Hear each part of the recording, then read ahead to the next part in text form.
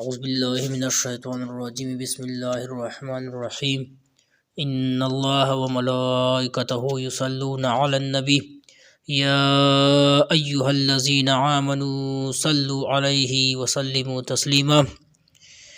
ایک دفعہ درود شریف پڑھیے۔ اللہم صلی علی سیدنا مولانا محمد وبارک وسلم۔ الصلاۃ والسلام علیک یا رسول اللہ، الصلاۃ والسلام علیک یا حبیب اللہ، الصلاۃ والسلام علیک یا نبی اللہ وعلی آلک وصحابک یا سید الانبیاء والمرسلین۔ ویسے تو درود شریف ہمیشہ ہی کثرت سے پڑھنا چاہیے، لیکن شب جمعہ اور جمعے کے دن خاص فضیلت ہے، اس لیے تمام احباب خوب کثرت سے درود شریف کا اہتمام کیا کریں اور ساتھ ساتھ سورہ کاف کی تلاوت بھی کیا کریں، کیونکہ بزرگوں نے لکھا ہے کہ جمعہ کے دن درود شریف پڑھنے کے 3 درجے ہیں۔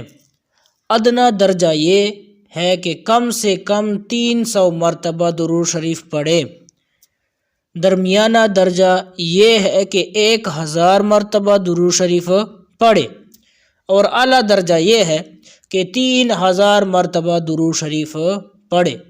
ہم سب کو چاہیے کہ ان میں سے کسی نہ کسی درجے کو حاصل کر کے اپنا روزانہ کا معمول ضرور بنا لینا چاہیے۔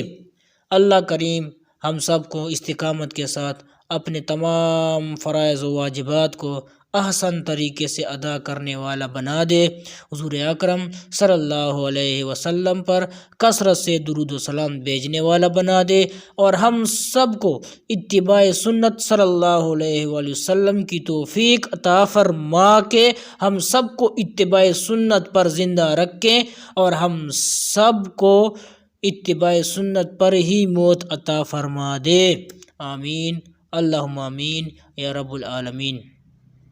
اب میں آپ کے سامنے کچھ مختصر درود شریف بھی پڑھ کر سناتا ہوں، یا پھر جس درود شریف کے ساتھ آپ کی مناسبت ہو وہ بھی پڑھ سکتے ہیں، جیسے کہ شارٹ کٹ مختصر سا درود شریف ہے صلی اللہ علی النبی، صلی اللہ علی النبی۔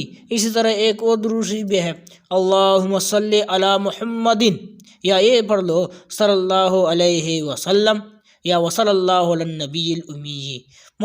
مقصد یہ کہ جو بھی درود شریف آپ پڑھیں بس پڑھو جو آپ کو آتا ہو، اور شارٹ ہو، آسان ہو، تو پھر آپ کا وقت بھی بچت ہوگا۔ بس مطلب یہ ہے درود شریف میں تو وقت کیا بچے، جتنا پڑھیں گے اتنا ہی آپ کا فائدہ ہے۔